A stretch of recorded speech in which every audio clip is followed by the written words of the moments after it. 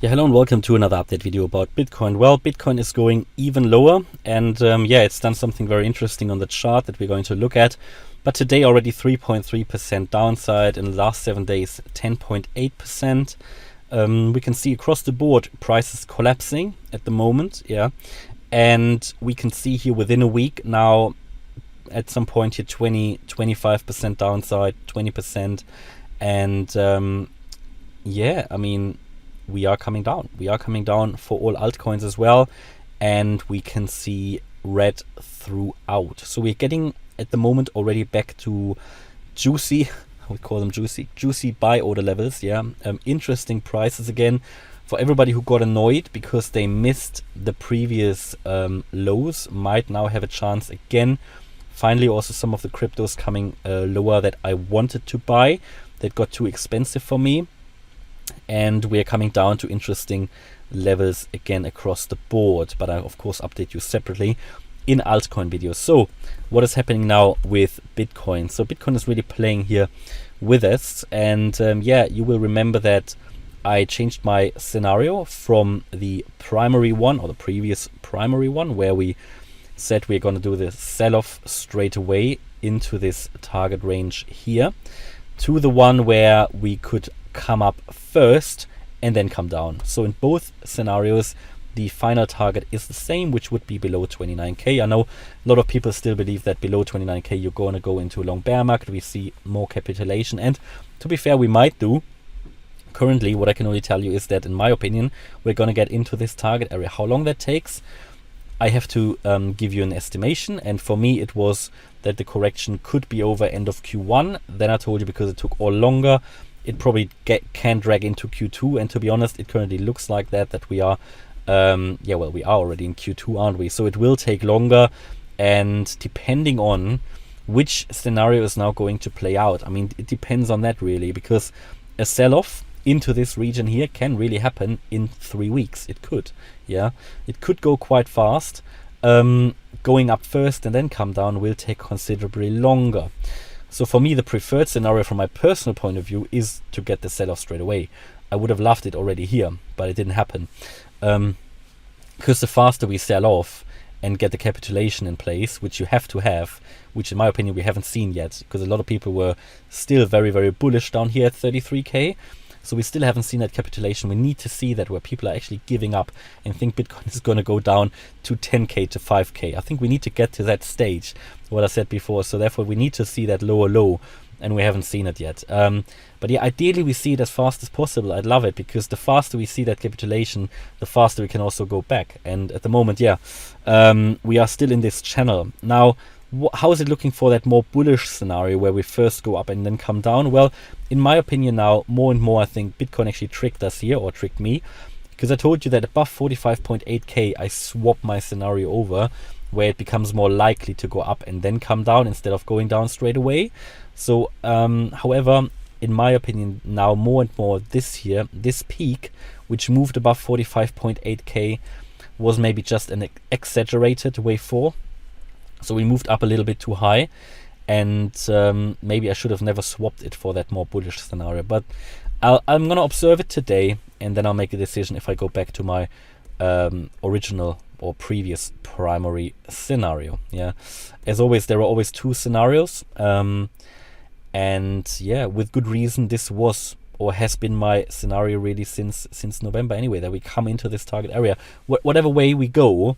But this is still the target between 20 and 29k. So taking the daily volatility aside, this is the roadmap to the 20 to 29k. Not saying we get to 20, but I'm saying somewhere in there we're going to get to.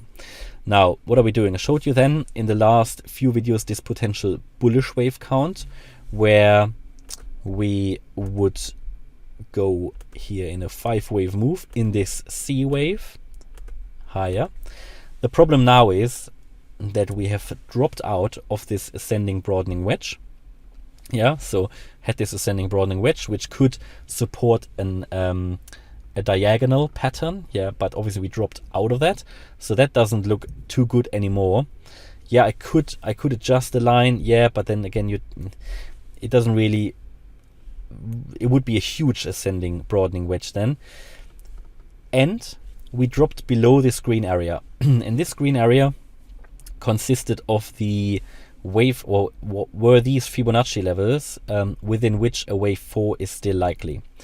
The problem is now, obviously, we dropped below that, so I think it's getting less likely, much less likely now that we are still turning around.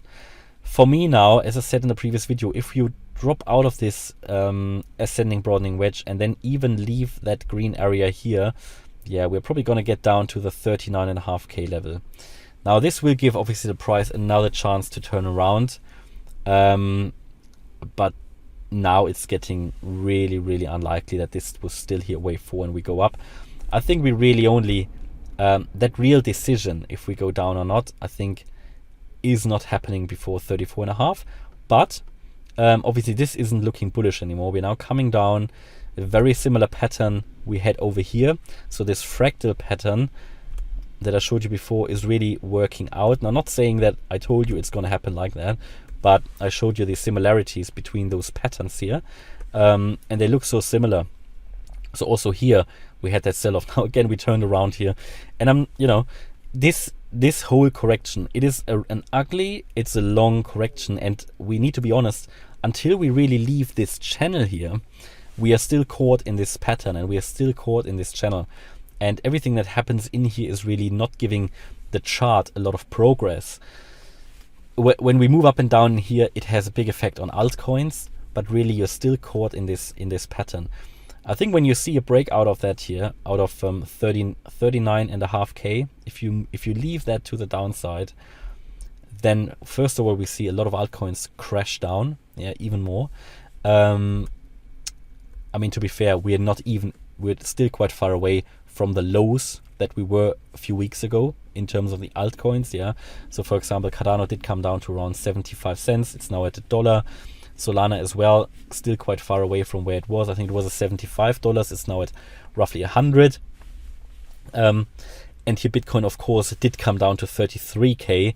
So there's a long way it still has to go to get to that low.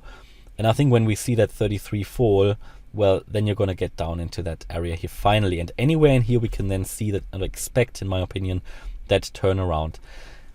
So that's really what I see here at the moment. Now, for me, it means here, as we drop below that green area, that wave 4 that I showed you here is getting less likely, and that we now might get something like that. And again, it's speculation at this stage, because while it's getting more likely now that we go down, here Bitcoin tricked us in this channel here along, a lot of times now. So it's really this volatility, this up and down. But what you could get here, and that talked about that in a few videos already, where I said this could already be the wave 1, 2. We were coming down in a wave 3, and I told you that if this is supposed to be a wave 3 here to the downside, then Bitcoin needs to get going soon. And it did start going at least. So this would need to be the wave 3. I would expect that to end somewhere down here around 33k maybe. Then we get a wave 4 to the upside, and then that final wave 5, that, yes, impulse wave, that could take us then here into this area here. And in this area, a very important level is around the 27k mark. So the 27k level is the 61.8% Fibonacci level. And this is the most likely level where prices normally are drawn to. So yeah, I think we see lower prices coming. Obviously the downtrend is at play now. At the moment we can't see it slowing down. Yeah, of course, keep an eye on the indicators if you are watching the charts, if you do a trading or whatever. But again, we had another bearish crossover on the 4-hour chart. So here we are coming down further, and yeah, the morning was red. And tomorrow we have the CPI data released, so that could add to that volatility. But the downtrend is certainly not over yet, and I think even that bullish divergence that we saw might now get invalidated here any moment, as the 4-hour RSI is getting into the below 30 level, so getting oversold again. But here on the 8-hour, yes, we are also getting oversold. There is no bullish divergence left on the 8-hour. That's all gone, not looking good. And on the daily, however, there is still a lot of downside potential on the daily RSI.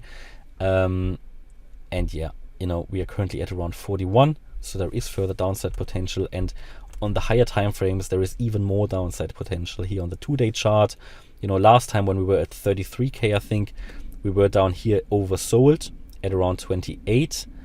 We're now at 46, so you can drop quite a lot.